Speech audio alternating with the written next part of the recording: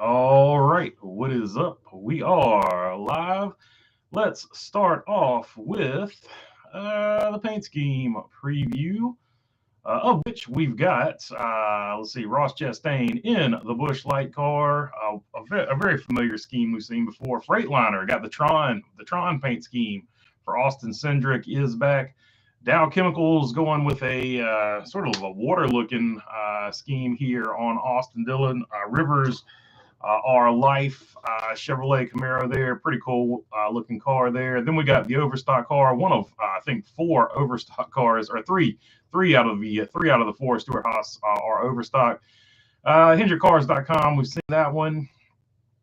Solomon Plumbing for Brad Keselowski with the red and the green there. The Chili scheme for Corey LaJoy, good looking car.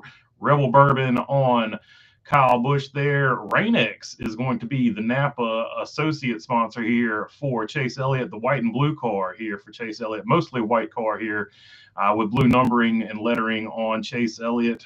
Serve Pro, the only non-overstock car for Stewart Haas Racing for Noah Gragson there. He's got the orange and the green. Sort of looks like Danica's old car, except it'll be probably closer to the front, even though they qualified poorly. Yahoo is on Denny Hamlin there with the number 11. The 12 is the Menards car. We've seen that one before. Overstock for the 14. Martin Truex Jr., the old Bass Pro. DeWalt on the 20. Wood Brothers are the Wood Brothers. The 22 is the 22. McDonald's with the French fries here on Bubba Wallace. Good looking McDonald's scheme for B-Dub. Valvoline going with the gray and the blue and the red. If you like gray, you like that one. If you don't like gray, you're not going to like this one. So it's going to be in between. The gray cars are always polarizing. I've noticed. 31 of Poppy Bank for Daniel Hemrick. 34 going with Siteman Cancer Center Ford. He, of course, is on the pole. Got the yellow and the blue. Good looking car there. Rude Bush. This is probably my favorite paint scheme that Todd Gilliland runs. I like the I don't know. There's something about the red and the blue and the white there. The red, white, and blue. But it's a lighter blue. So yeah, good looking Rude Bush car. I like that car. 42 is the Bomarito. I was trying to remember who used to run that. Wasn't that Jordan Anderson in the Truck Series? Struggling with the voice, trying to get it right. Long night, long weekend. Family Dollar, black and red, good looking car. Sirius XM for the 45. Kroger and Oikos. You can barely see the Oikos on Ricky Stenhouse Jr. And then you got Alex Bowman with a normal scheme. The 51 is going to be Moto Rad for Justin Haley. And then we've seen the 54. We know what the monster looks like. Ziegler, we've seen that on the 77. And Daniel Suarez going with choice privileges, orange and yellow and white today for Amigo 99. Now let's jump into the statistics, or we can go into who qualified where.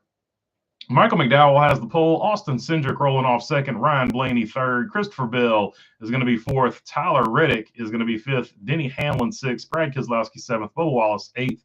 Ty Gibbs ninth. And Kyle Busch 10th. Kyle Busch, the only Chevrolet to qualify in the top 10. So looking Ford and Toyota heavy as far at least as the top 10 goes. All right, now let's jump into the numbers so you can set your fantasy teams. And since 2021, there have been two races at Worldwide Technology Raceway or Speedway or Gateway or whatever you want to call it. Is it in St. Louis? Is it in Illinois? Who knows? Let's see. Kyle Busch has an average finish of 1.5 in those races. He leads the way. He has one first and one second. You can do that math. Joey Logano has an average finish of 2.0, which means he's had 2 seconds. Kurt Busch, not in the race, has an average finish of 3.0. Ryan Blaney, 5.0. Martin Truex Jr., 5.5. Kyle Larson, 8.0. Christopher Bell, 10.0. So I would say all of those drivers right there would be solid picks no matter what. Then you've got Austin Cindric, who's going to be my sleeper pick here. Austin Cindric qualified well, and he also has an average finish of 12th here. So look out for Austin Cindric. Then you've got Chris Buescher, Eric Jones, William Byron, Michael McDowell, Ross Chastain, and Daniel Suarez rounding out those other ones. I had to skip some people because they're obviously not in the race here.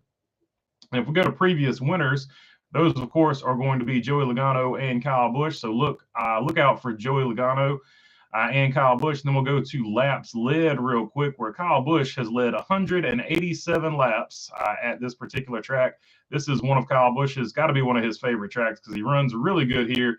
Then you got Ryan Blaney next at 95 laps led, 42 laps led for Martin Truex Jr., 34 laps led for Michael McDowell, and 30 laps led for William Byron. Everybody else is 20s or below in laps led. Let's see where the power rankings are for driveraverages.com. And they've got Kyle Busch listed as your favorite. No surprise there. He has, basically won a race and finished second.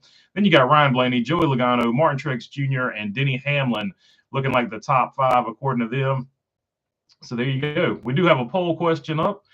Who do you think will win this race? And the options are KB8, Jolo, Ryan Blaney, or Martin Truex Jr. Got a pretty good spread right now. 23% for Truex, 20% for Blaney, 13% for Joey Logano, and Kyle Busch is sitting at 43%. So there you go. Get your votes in. We'll see where that falls. And I'm going to jump into the chat and see what you all want to talk about.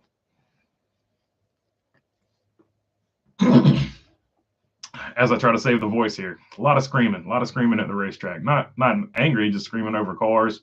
So the voice is shot today. Let's see here. I'll start. Oh man, I'm just gonna start right here because I've missed a lot of stuff here. Fox broadcast sucks. Says Gina Allison. Good to see you on here, Gina. You slow as Christmas, says Bumblebee. BB late for class. Not late. I'm just trying to get my voice where I can actually talk. Unfortunately, struggling here today. Let's see. Bumblebee thinks it's a good logical pick. BB, you forgot to put Zane Smith on the poll question. I did forget to put Zane Smith. They only give me everybody picking Zane Smith because we know he's got the best chance to win every week on Earth 2, of course. What's up, Cassandra Keller? Good to see you on here, my friend. What's up, North Idaho? Larson is going to drive like a madman, says PC gone rogue. Yeah, I think he might be out there to prove a point with all of the. Obviously, I got called in late to do this race this weekend, so I couldn't get my other videos that I wanted to get up there for sure. But yeah.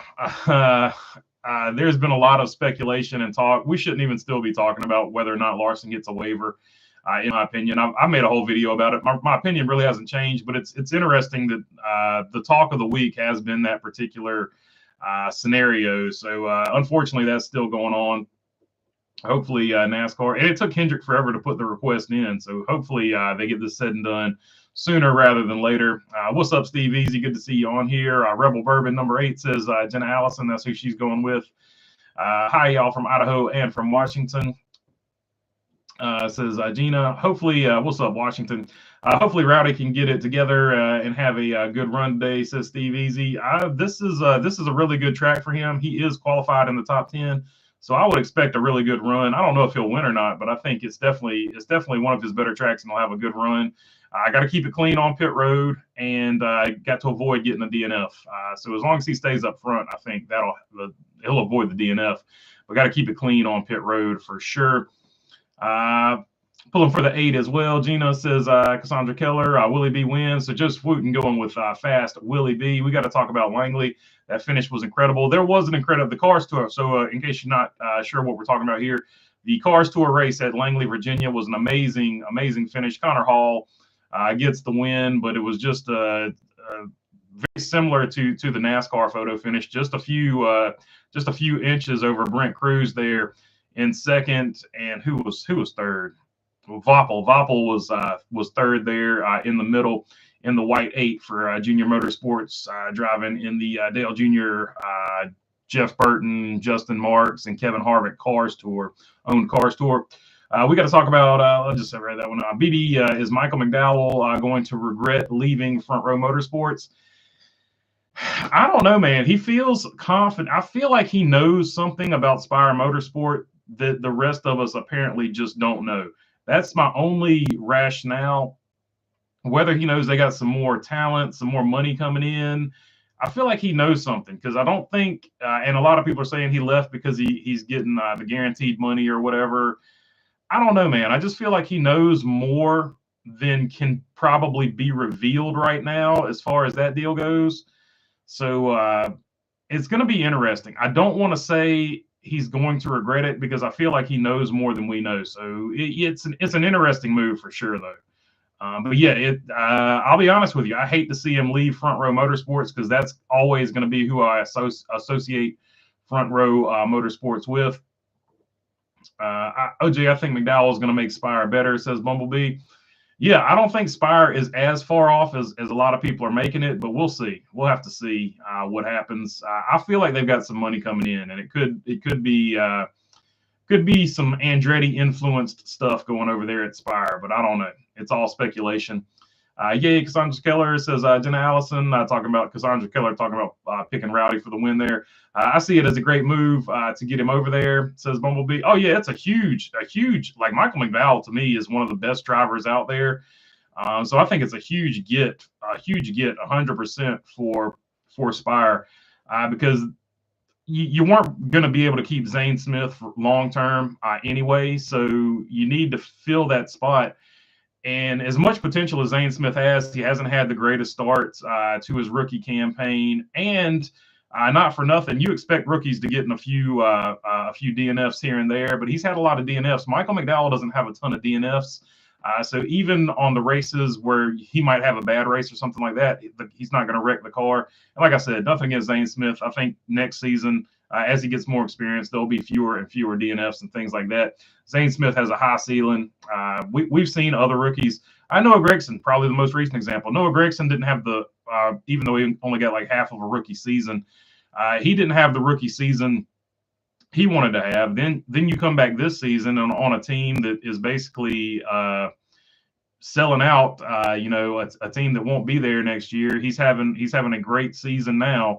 A lot of good finishes. So sometimes it just takes them a season or two to put it together, and then they start rolling.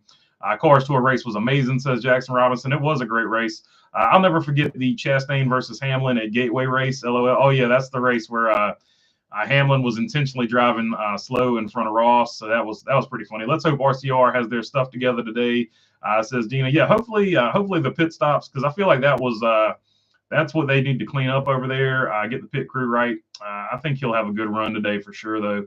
I'll take Truex today, says one wise guy. Truex has a sneaky good numbers. I was looking at him for this particular deal. Truex is definitely sneaky good here. Too many Marlboro Reds, says Gina. No, I did not do that. I did not do that. Not $9 for a pack is excessive, so I won't be doing that. Fisherman's Friends. I do have Fisherman's Friends over here somewhere. They're back behind the big camera. I do have Fisherman's Friends, but maybe let's pop one and see if they make a difference. But I doubt it. They do have menthol though, so technically nicotine, but there is menthol in them. So they're splitting the difference there, Gina. No Marlboro Reds though. No Cowboy Killers. Well, let's see. Where did your rookie finish? So in our race at Hickory, we got sixth place. Landon Huffman was, I think Landon Huffman finished second. He put on a pretty good show in the limited race. So we were actually racing against him. Mama Smith, I don't know how Mama Smith got a weekend off, because I feel like he's always working something media-wise. But Mama Smith was driving in there too. He was driving the 47. Toyota knows, but had Dodge logos on the front of it. So pretty cool looking car. 47 was the 47 brand. So the way he did the activation for the car was really cool. So yeah, I'm super proud of Lane Woods, who is our driver in the 92. His first trip to Hickory, only his second start in a full-size car, and he came in sixth place, qualified fifth. Can't really express how proud I am of him. So he did a great job, and fun. Everybody at Hickory was super friendly. That is a fun racetrack to go to. So if you've never been to Hickory, I definitely would encourage you to go check out Hickory. Fun racetrack, and all the people are very nice and friendly. I love Hickory Motor Speedway. Let's see. Talk softly and carry a big stick. Teddy, howdy from the Great White North. A touch of honey to the throat. Lubes it like an engine, says Robin Marks. Yeah, for sure, for sure. I need to go grocery shopping. Single life. That's what the fridge looks like right now. Let's see. Late to the party. Hey y'all, let's go 24. Says I say Kyle. 24 is pretty stout here. He's got pretty decent numbers, so yeah, that's not a bad pick at all. I like what you're thinking there. Say Kyle. Will Haley Deegan go to front row next year in Cup? Says OJ and Toothpaste. Maybe on Earth 2, but she's got her work cut out for her in the on Earth 1. She's got her work cut out for her in the Xfinity series. So we'll have to see how that goes. Do you have a backstory to Ryan Newman fight last weekend? Says one wise guy. Not a real backstory, but if you followed Ryan Newman when he leaves an organization, it's not always on the best of terms. So I would imagine that when he left Baldwin Racing, I guess it wasn't on the best of terms again. So I don't know. And just for point of reference, when he left Stewart Haas Racing, he kind of shot off at Tony Stewart. So you can look up Brian Newman when he left Stewart Haas Racing. He kind of popped off about that. So I can't really recall any place that he left necessarily on great terms that I can think of. So maybe that's the same situation. I don't know. That's the only real backstory I could think of to that deal. With the Ryan Newman fight in modifieds. There was a modified race, and Ryan Newman was arguing with a former team he used to race with. Just in case you're not following what we're talking about. So yeah, that's I don't know anything other than that. I'm not in with the modified crowd, so I don't know all the juicy gossip and drama over there. BB, do you think NASCAR is just dragging out the Larson deal for engagement bait? Bumblebee, I think 100% that's what NASCAR is doing. But I think it could backfire. So I think they need to kind of just go ahead and be done with it and have it over with, because the longer it goes on, the more it looks like they're actually thinking about it, which I don't think they're actually thinking about it. The worse you're going to look, because everybody was excited. Not everybody, but I feel like the vast majority of people were excited to see Kyle Larson do the double. And by everybody or most people, I mean people outside of NASCAR. I think the only people upset are people that either A, don't like Kyle Larson, or B, don't like Hendrick Motorsport, or maybe they're just angling to not have him there because they're scared that he might be better than their driver, and they know if he's not in the chase, that their driver has a better chance of winning. That's a strategic move. Like that's cutthroat, and I actually don't have a problem with that. Like that's one way of winning. Do you really want to win like that? No, but if you have the mentality of do whatever it takes to win.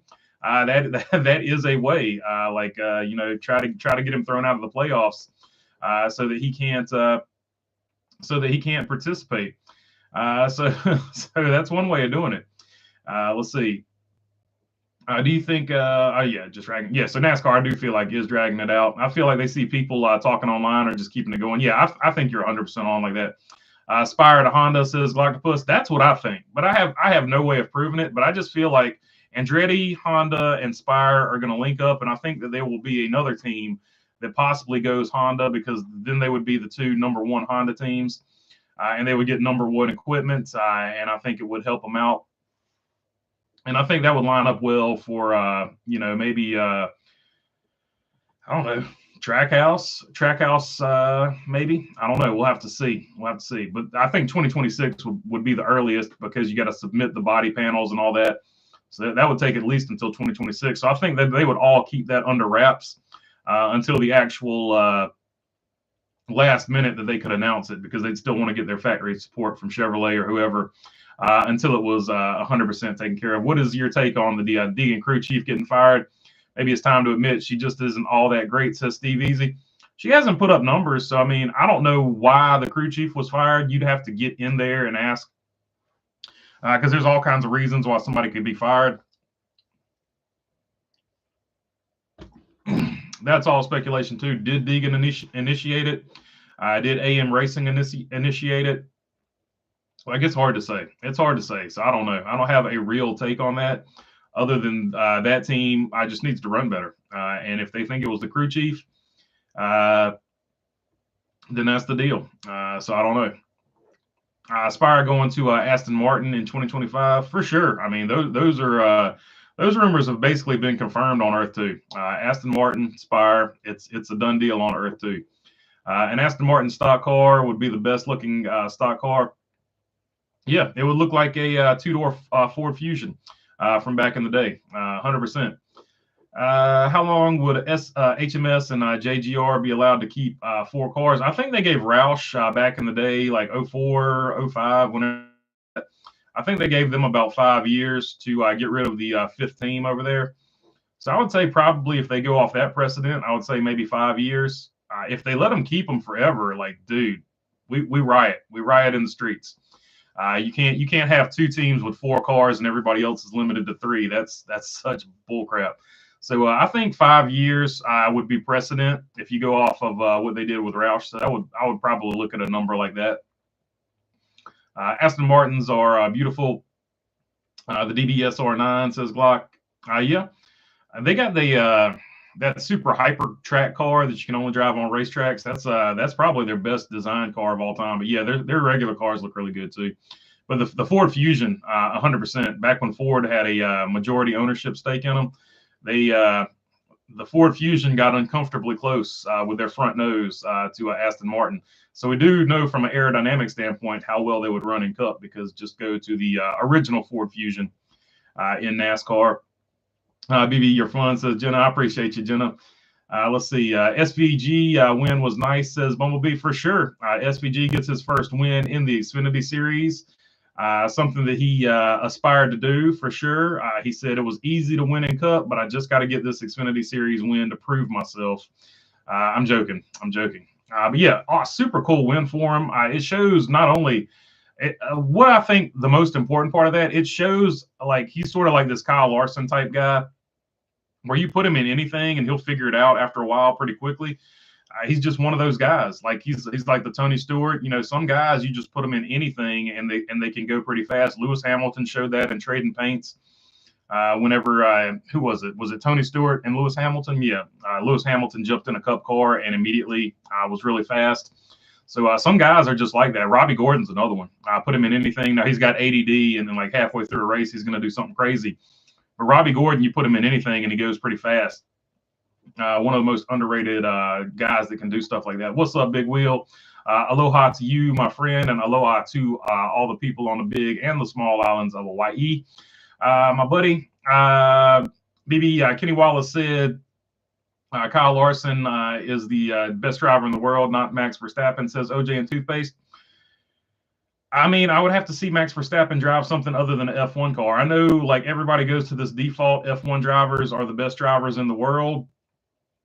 And that might have been true at one point in time, but now F1 drivers are just the best rich drivers in the world because it costs so much money just to get to that F1 level. I think Lewis Hamilton is one of the few. There's a few, and I'm not knowledgeable enough about F1 to talk about it other than that. But F1 is so expensive to get into now that it's the best rich kids in the world. And then you've got like some guys that got in there on merit, like Lewis Hamilton, but just because of the cost of entry, I don't know how many other just sort of like normal drivers out there. And NASCAR, you can make the same argument too, but there are some people in NASCAR that got in there on talent alone, and then there are some that got in there because of connections and stuff like that too. So, best driver in the world. What's your criteria for that? Are they the best driver in the world because you're taking that they can win in this series and this series and this series? If that's your criteria, then I would say Kyle Larson would definitely have to be number one in that conversation, because you've seen Kyle Larson win on road courses, you've seen Kyle Larson win on dirt, you've seen Kyle Larson run well in an open wheel IndyCar, even though the pit stop cost him there. So I think you can make a fair argument for it, and I'm sure F1 fans can come out and make a fair argument for their favorite F1 driver, whoever that may be. The other thing about F1, there might be some guys like, we'll take Fernando Alonso, for example, in F1, one of the best drivers of all time, but he's not sitting in a great car right now. So can you really see how good of a driver he is compared to Max Verstappen when the cars are just so far apart in F1, which is actually one of the cool things about F1. They still let the teams build the cars to however they feel like building them within the rule set. So it's all speculation. But yeah, I would say Kyle Larson and Max Verstappen both have to be in that conversation. But it's impossible. It's impossible. It's all how you feel, and however you make your criteria is you're going to make your criteria to it's going to be skewed to who you want to win. Is how you would frame your argument, of course. So it's all just for fun, and that's what fans do. We argue and fuss our guys better, so that's part of it. But yeah, Larson is better than Max Verstappen. Everybody knows that. As he wears the Larson shirt, that was the joke. I like Larson, but I think the NASCAR brass is going to make him sweat because he put the Indy race over the Cup race. I don't think they're really making him sweat. So Kyle Larson, I don't think he really cares because like who would want to win the championship this year because they outlawed Kyle Larson? Like I thought that was funny. Joey Logano did come out and as far as we're on that topic, Joey Logano did come out and clarify. He said, I was saying for the sake of argument, a lot of people were giving Joey Logano flack and flaming him because they took a clip of what he was talking about on his radio show. Like he didn't want Kyle Larson to win. He was doing the same thing Jordan Bianchi was doing. He was playing devil's advocate, but they used the clip without the context. So a lot of people were flaming Joey Logano and Jordan Bianchi this week, even though they said they want Kyle Larson to get the waiver. They're 100% for it. They want him to get the waiver. That part of their comments was left out. They were making the devil's argument for the sake of argument, devil's advocate argument for the sake of argument. Lately, it seems NASCAR heads are trying to be cool. Their tools regarding the Stank KB fight and now the Larson waiver. NASCAR is losing viewers, and they know it. Yeah, they just need to go ahead and be done with the waiver thing. They've had their 1 week news cycle for the waiver talk. Now it's time to move on. I thought Honda wouldn't build a 8-cylinder, says Perry Earl. Well, Perry, that's the other part of the thing. There might be an engine formula similar to IMSA in 2026 because NASCAR is going to change that. So stay tuned. That's all I can say about that. I don't really want to get into that conversation today, but they wouldn't necessarily have to build a V8. If you look at Toyota, even in the trucks, Toyota trucks no longer have a V8 in them. You're going to be hard pressed to find a car with a V8. And as far as a car with a V8 and a pushrod, the only one left are Chevrolet models because Dodge has gone away from the pushrod V8s as well. So the only cars going forward, they're going to have pushrod V8s are going to be Chevy trucks. Ford has a big block, 7 point something, some insanely huge, but it's only for like F450s or maybe 350s and up. But those are the last two pushrods I can think of, pushrod V8s off the top of my head. So eventually NASCAR is going to have to adapt. So it's and nobody wants to hear it, but it's probably going to be a bunch of hybrid V6s or hybrid V8s. Like it'll probably be an engine formula. Like it's got to be a hybrid, and it's got to be a certain probably displacement or liters, however you want to do it. That would be the smartest thing. Sort of like how IMSA does with balance of performance. And you think you got a lot of arguments about who's favored now? Wait till we get to balance of performance arguments. That's going to be a good time. Let's see. But I can make a hell of a argument of why he shouldn't. Says like dislike. Yeah, I mean, yeah, that's part of the deal. That's part of the deal. I don't think NASCAR knew he was going to prioritize the Indy 500 over the 600 until the morning of the race. So I think they are upset about it. That's fair enough. They can be upset about it, though, because it's the Indy 500. The Indy 500 is always going to be bigger than the Coke 600. So, and the other thing is, if you don't give him the waiver, you discourage anybody from ever doing it again, and NASCAR will never have a news cycle like that again if they discourage drivers from doing that. Because I feel like it was good for NASCAR. Like, I don't know. They need to stop being baby men about it and just grow up and just give him the damn waiver. You're giving everybody else a waiver. Just get rid of I almost dropped the F-bomb. Just get rid of the rule. Just get rid of the rule because the rule itself is stupid. I think would probably be the move there. Did we talk about how Fox went to commercial for the burnout and gave SVG the wet fart in the elevator treatment, says Say Kyle? I didn't get to see any of it. I was at the racetrack. I didn't see anything. I just know the winner of the races. And basically, I think I got home at maybe 1 o'clock, 1:45, something like that last night. And then now here we are today. So I haven't been able to see too much of what happened this weekend. Been basically rolling since Thursday. Can we stop the Honda to NASCAR pipe dream? LOL, says Joseph Wooten. I don't know if it's a pipe dream or not, my man. Like they're literally talking about it. Honda has come out and confirmed that they are in talks, possibly to come to NASCAR. So I don't know. If Larson running Indy was going to help NASCAR, when I expect the ratings to be way up this week. So we'll see. Yeah, hopefully everybody's. I mean, I hope all motorsports ratings are always going up. So that's always my hopes. FS1 replaying the 2013 Fontana race, great race, even better fights. Smokes comments live, live on forever. I'm gonna bust his ass, says Tony Stewart. They need to keep it at 4 cars. All these teams have facilities built for 4 teams, just like 23XI. Just built a building to house 4 teams. I mean, you could, but that they've already talked about they're going to 3 cars. So I mean, I'm not going to get into the, like, me personally. I think that I like F1's rule. I think they should limit it to 2 cars. But that's my thoughts on it. But going to 3 cars, if you go to 3 cars, you can't have some teams with 4 cars and some cars with 3. Like, so if the whatever the number is, everybody needs to be at that number. So that's the number needs to be the same for everybody, I should say. What 4-car teams do is eventually you would have everybody with a 4-car team. That's going to inhibit other teams from being able to come into the sport.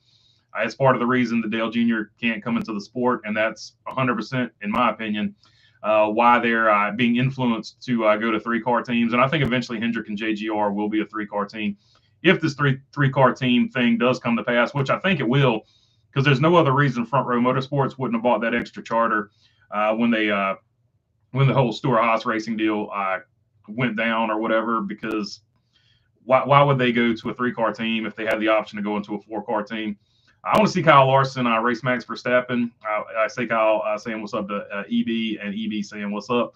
I want to see Kyle Larson race Max Verstappen like Carl Edwards did versus Schumacher. I bet Larson would win. So Bumblebee. Well, I've got the Fiat. So we just need to find one other Fiat, because that's what they raced. And then we can let them have at it.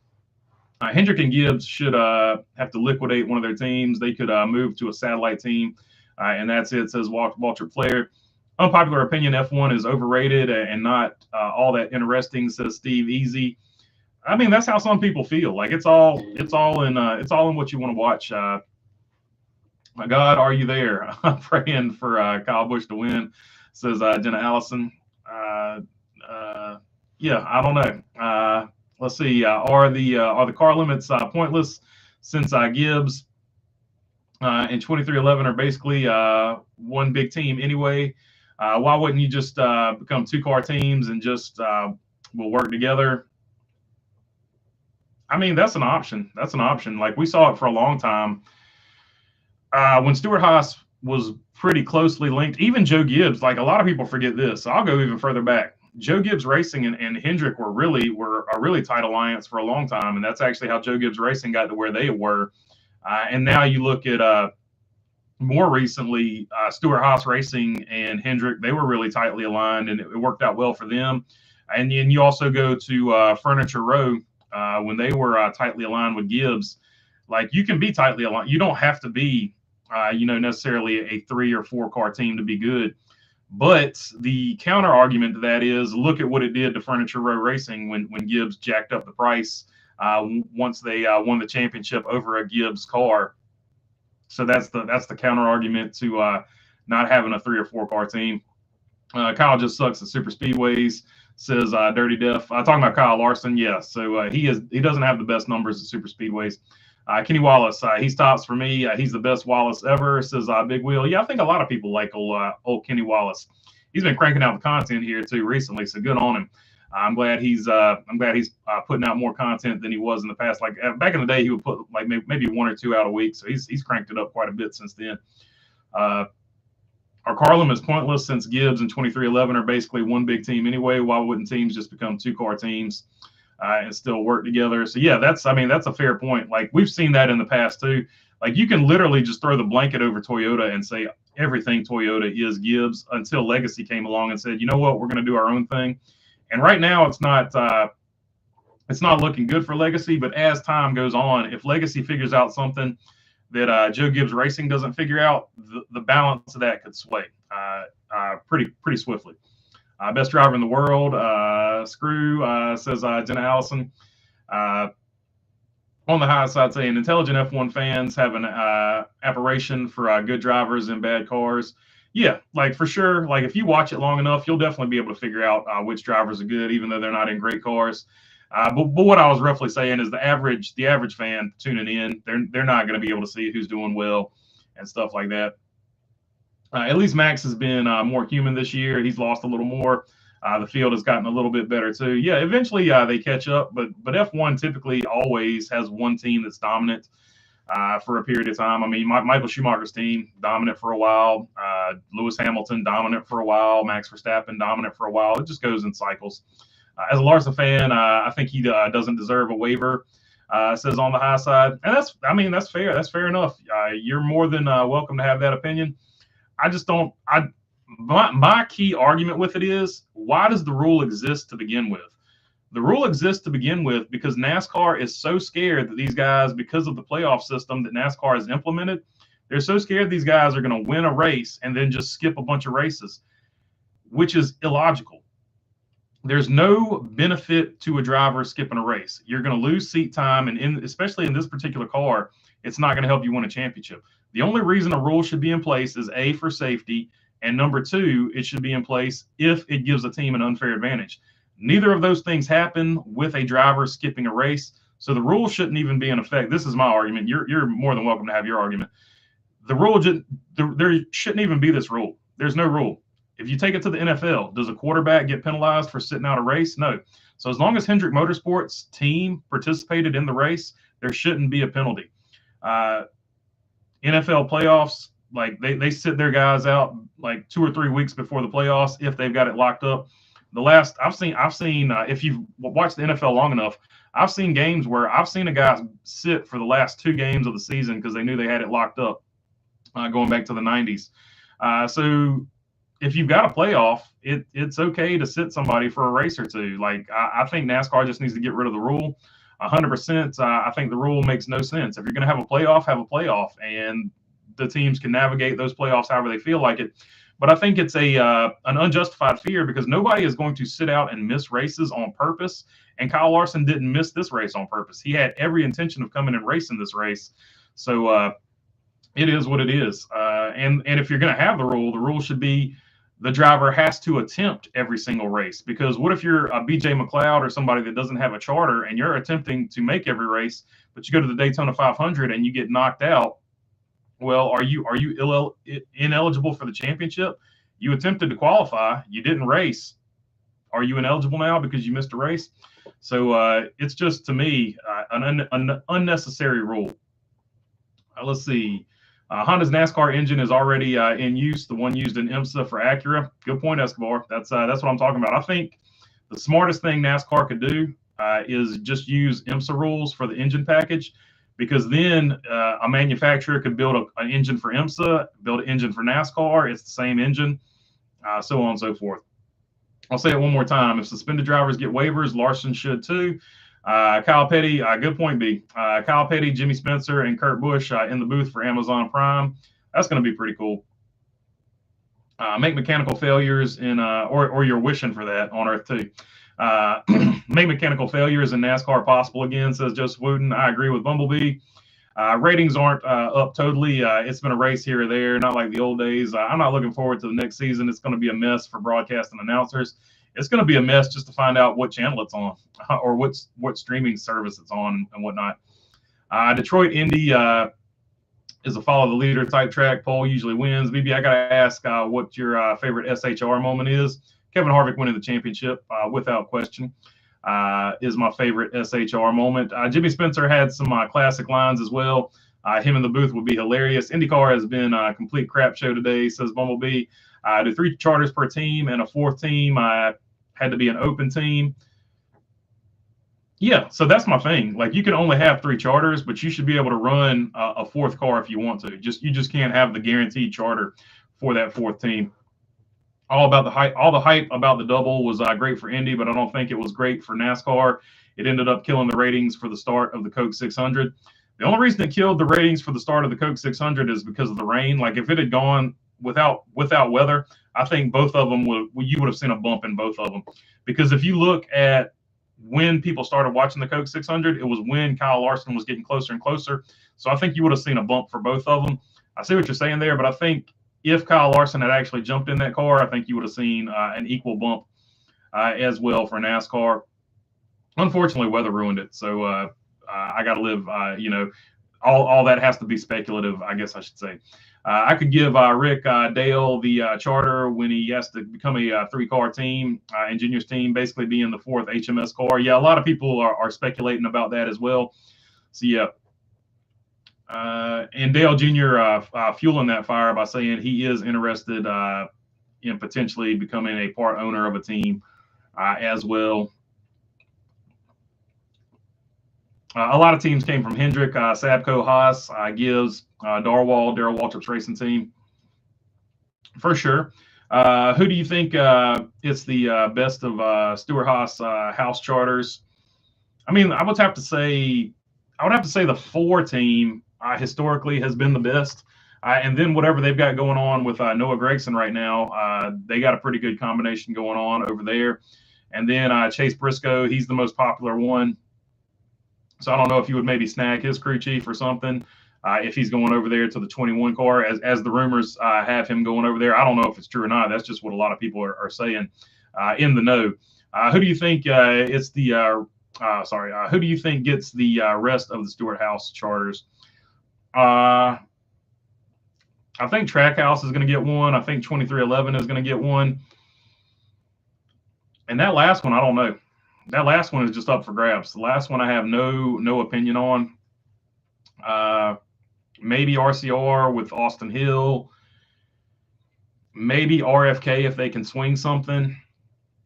Maybe Legacy if there's another Toyota driver or just another driver that they want to grab. Those, like, I would probably say RCR, RFK, and Legacy would probably be the front runners, but I have no real idea.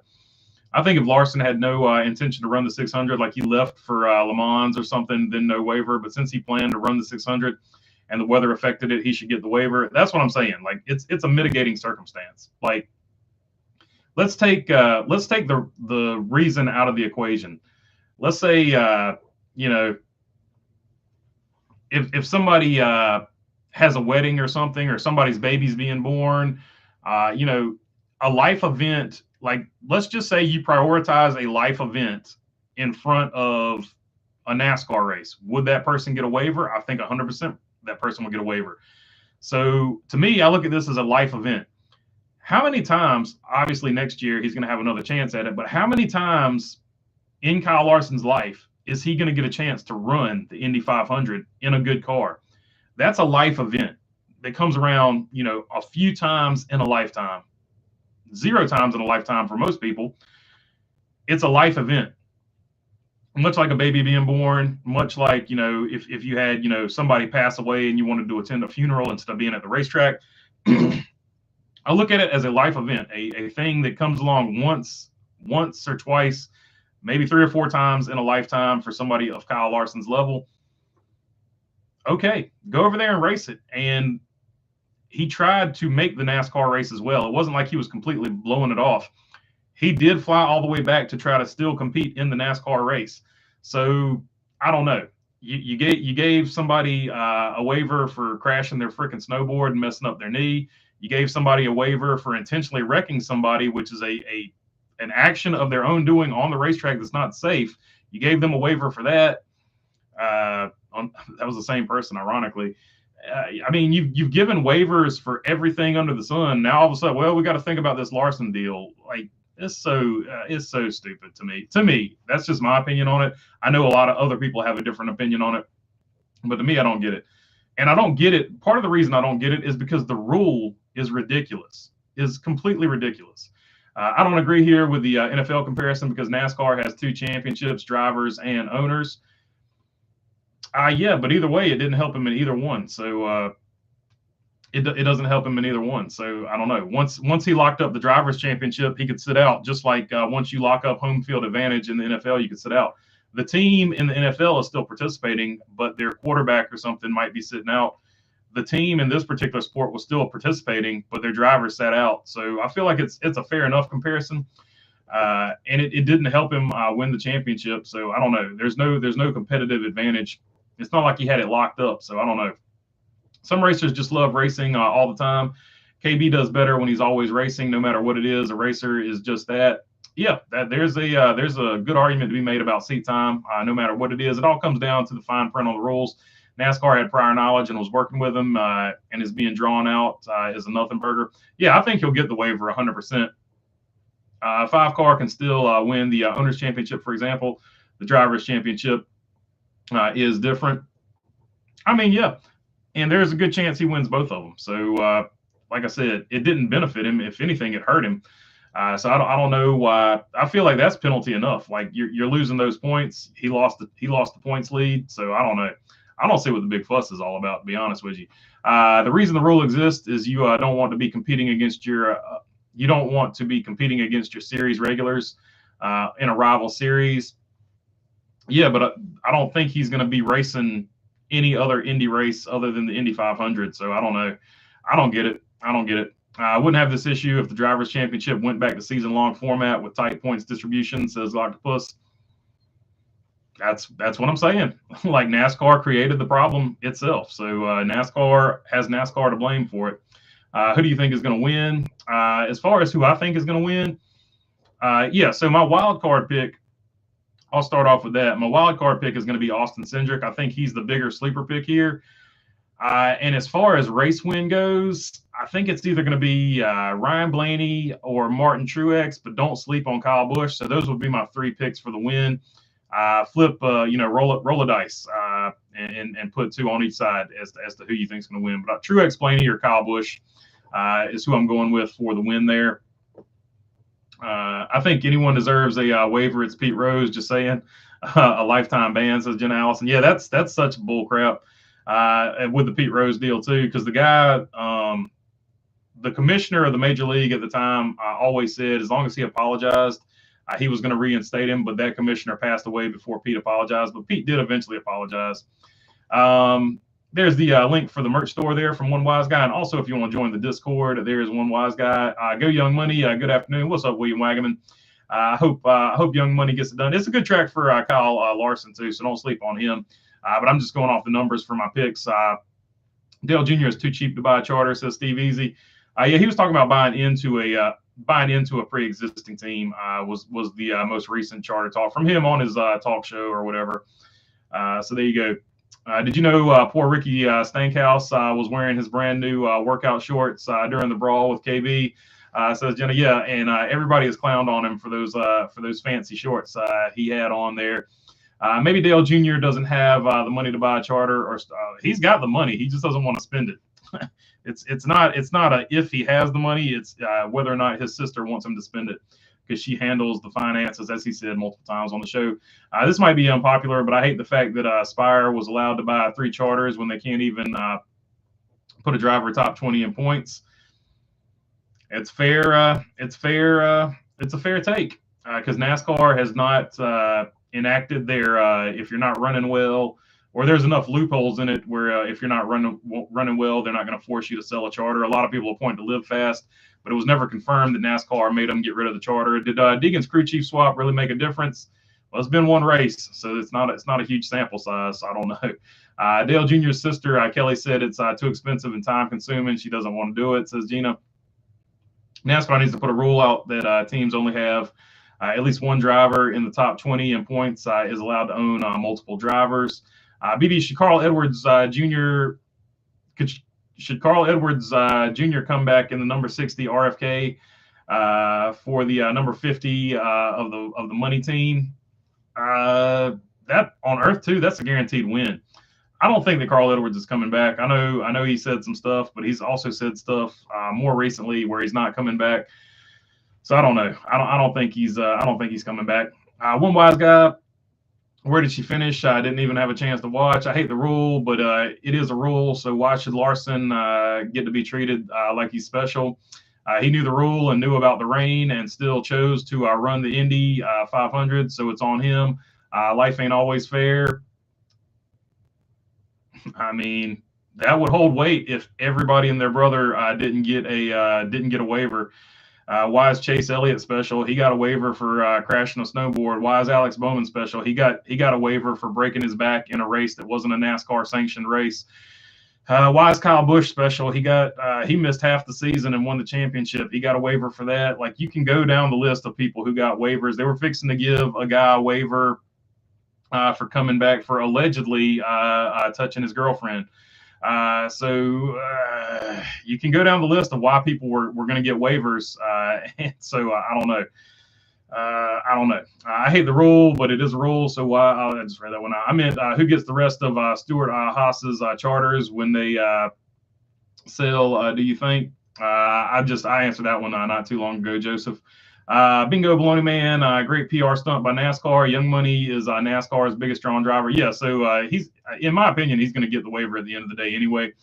The old 41 car, that was Ricky Craven drove. It was a Hendrick car. Larry Hendrick, the Papa Joe Hendrick were listed as owners. That was under the same umbrella. Says like dislike. I'm late. What's up, BB and crew? What's up, T-Van? Hendricks gets waivers for everything. The third one in a year, says Dirty Diff. BB, you think it's cool? Iowa repave the turns. A lot of people are complaining about it. We'll have to see how the track actually races. I know C-Bill said it killed all the character in the track. What is going on with Colleague Racing? I think that's going to be a good question. Colleague Racing is the one flying under the radar. They could go ahead and get that third charter as well. They could also hire all the people from Stewart Haas Racing, and that would greatly improve Colleague over there. And then you could have like possibly a lineup of SVG, AJ Allmendinger, and if the rumors with them and Trackhouse, being tightly aligned for next season are true, and then Daniel Hemrick, that'd be a pretty solid lineup over there. So I feel like they're flying under the radar. NASCAR and IndyCar need to work together for the bigger picture of their future. I agree, and I think they should. I know you don't like politics, and I'm anti-Hendrick, but not giving Larson a waiver is like convicting a politician for not paying somebody, says Walter Flair. So that's his thoughts on the matter. Iowa screwed up the track, in my opinion, OJ. Says T-Van. So there you go. A lot of people not thinking that the Iowa repave. I want to give the Iowa repave a chance before I speak on it. I want to see how it races, and then after it races poorly, or if it races well, we can talk about which way that goes. Either way. Let's see. I agree to go back to the old point system where, ironically, Kyle would have started the 600. Says Dirty Diff. Carl, Carl is who I think of when I see the number 99, says Bumstead. Yeah, forever. I think that'll be the for some people forever. When you see the 99, that's who they'll think of. Just like some people forever when they see the number 10, they'll think of Derek Cope and Pure Later, and then some people will think Eric Almirola. It's all generational. BB, will the number 50 money team get that fourth charter from SHR and then complete the Coke 600 wins finally? On Earth 2, I feel like they've already done it on Earth 2. They've done it twice on Earth 2. Fair points, BB, says Steve Easy.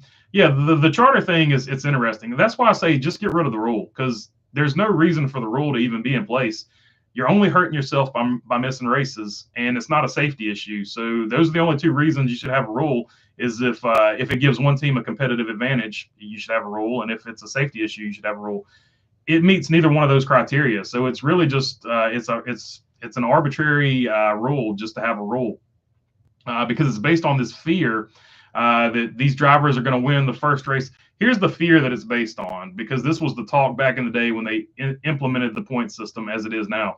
Well, what if somebody wins the Daytona 500? They could skip every single race and then race the last 10 races. Nobody's going to do that, though. That is just something that talking heads came up with to have something to talk about. Like, we've all seen the Screaming A. Smith shows and stuff like that. It's just one of those things people make up to have something to talk about on talk radio, and then NASCAR took it seriously. Well, we're gonna make sure that never happens. It never was gonna happen to begin with. It's the dumbest. I just don't get the rule. The rule itself is stupid. But that's my thoughts on it. If you think the rule's not stupid, that's cool. That's cool. It's just, to me, I don't get it. I don't get the rule. My dream ride for KB would be the old Dale Senior yellow Wrangler car. Yeah, I think a lot of people still remember Dale Senior in the yellow Wrangler deal for sure. Gina, that would be awesome, and sure would make a lot of the rowdy haters butt hurt. Says Steve Easy. The sponsors are the ultimate deciders if waivers are granted or not. Exactly, Sir Wood Rooster. That's another good point. A sponsor pays a lot of money to have a specific driver be in a race car. That driver is going to be Kyle Larson is the exception because his team owner is also a big influence in his sponsor.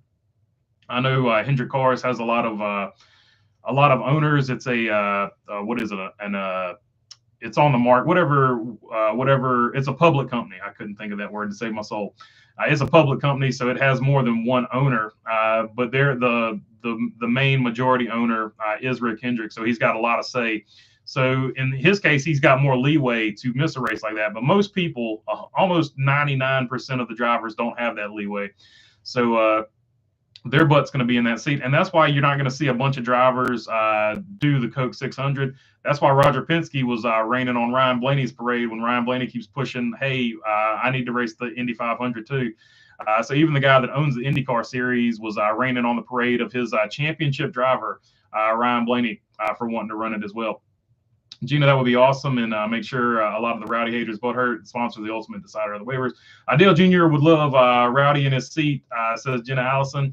That would be the ultimate team up. Like if they teamed up, that would put him. He's already over. It would put him all the way over, in my opinion. Great show, BB, says U-Town. I appreciate you, U-Town. Who do you think will get the last playoff spot? Will it be a winner or somebody who points his way in? I think somebody will point their way in for sure. True that. Sponsors are why we're even here talking about NASCAR for sure. Great show. Peace out, says Dirty Diff. I appreciate you, Dirty Diff. Thank you, BB. Sorry we were late. Busy weekend around here as normal. See you on the flip side. Take them easy, William Wagman. OJ and Toothpaste. Appreciate you, my friend, with the fist bump, re-upping. Month number 6 for OJ and Toothpaste. Thank you, my friend. Much appreciated. The rule gives NASCAR broad discretion to grant waiver for any reason. The Indy 500 is a good reason, in my opinion, says David Bibb. Yeah, that's what I'm saying. And I think the rule itself just needs to be thrown in the trash because it creates more negative controversy than it does anything else. Cassandra Keller saying, BB, you rock. Thank you, Cassandra. And it looks like we've reached the end of this one. So I'll tell you what, we'll check you guys on the post-race for sure. And hopefully the voice is a little bit less scratchy by then. KB8 is who everybody's voting here on the poll, 42%. Next closest is going to be Truex, then Blaney, then Joey Logano at 12%. So those are your guys' picks of the 4 options I gave you at 76 votes. Kyle Busch is who you're picking to win the race. All right, see you on the post-race. Peace.